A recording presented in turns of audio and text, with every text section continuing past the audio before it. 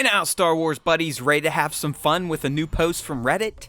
This one comes from StarWarsLeaks and supposedly deals with a summary of the Episode 9 script as written by Colin Trevorrow and Derek Connoly, dated 12/16/16, which would have been 1 week prior to Carrie Fisher's death, R.I.P.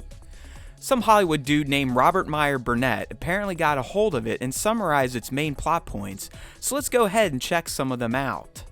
Up first, we get a wildly different crawl. The iron grip of the First Order has spread to the farthest reaches of the galaxy. Only a few scattered planets remain unoccupied. Traitorous acts are punishable by death. Determined to suffocate a growing unrest, Supreme Leader Kylo Ren has silenced all communication between neighboring systems.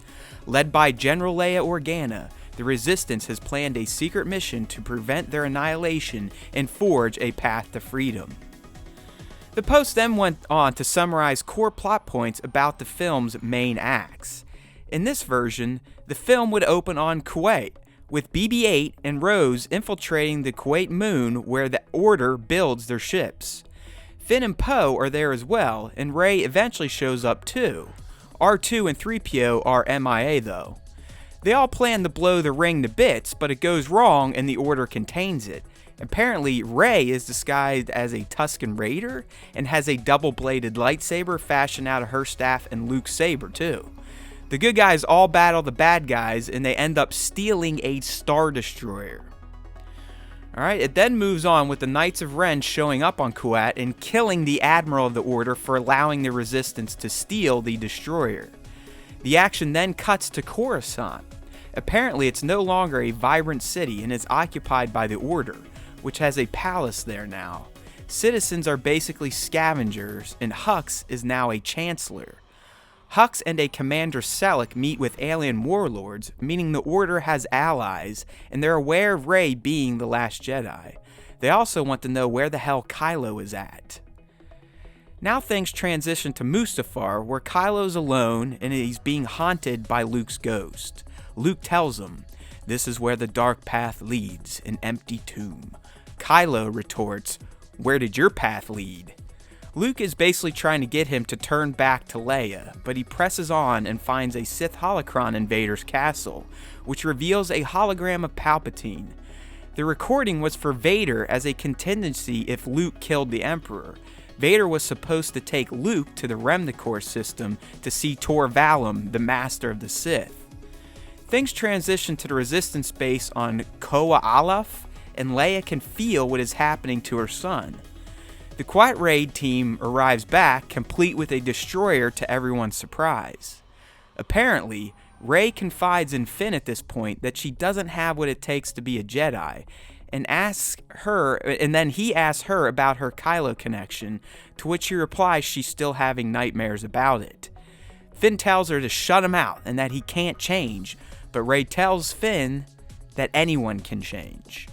Rey also learns through the Jedi text from Acto that there's a comm beacon under the Jedi Temple on Coruscant, which can send a signal to 50 planets and can't be blocked by the First Order because it's Old Republic tech.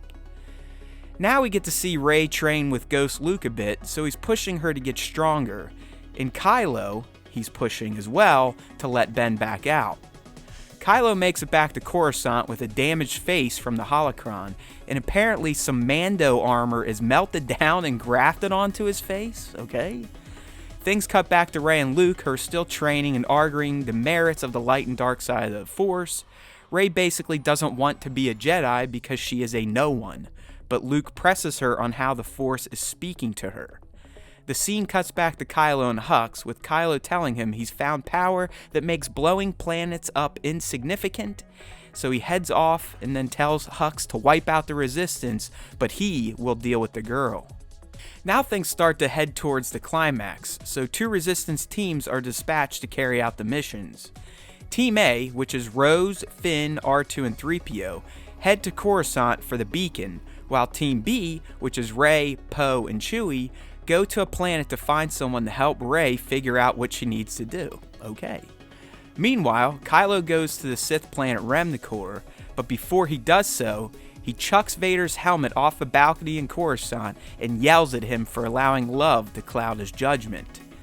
Leia remains at the Resistance base while this is all going on to oversee the operations.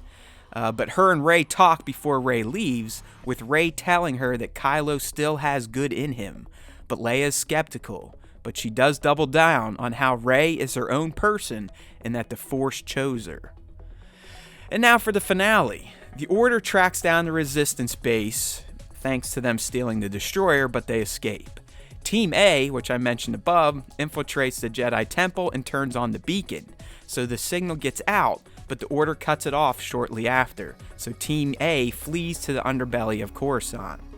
Team B is being pursued by the Knights of Ren, but they eventually reach a planet called Bonadin. Kylo reaches Remnicor and confronts the 7,000-year-old Tor Valum, who I guess is the Master of Sith, who proceeds to train Kylo. On Bonadan, Poe takes Rey to a seer, who pulls a star chart out of Rey's memories, and then the Knights show up, but Rey beats them.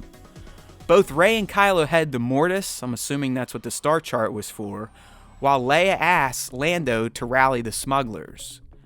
Rose gets captured by the First Order at this point, and is tortured, but she escapes. Finn and the two droids start a revolt on Coruscant while this is going on. Leia then brings the rest of the Resistance to Coruscant for an epic space and ground battle a la Return of the Jedi, and Chewie even flies an X-Wing.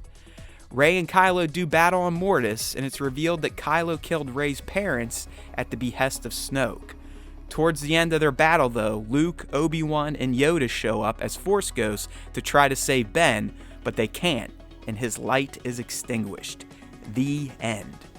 So there you have it. If there's any validity to what this Robert Meyer Burnett guy was reading, then we got a wildly different film in The Rise of Skywalker.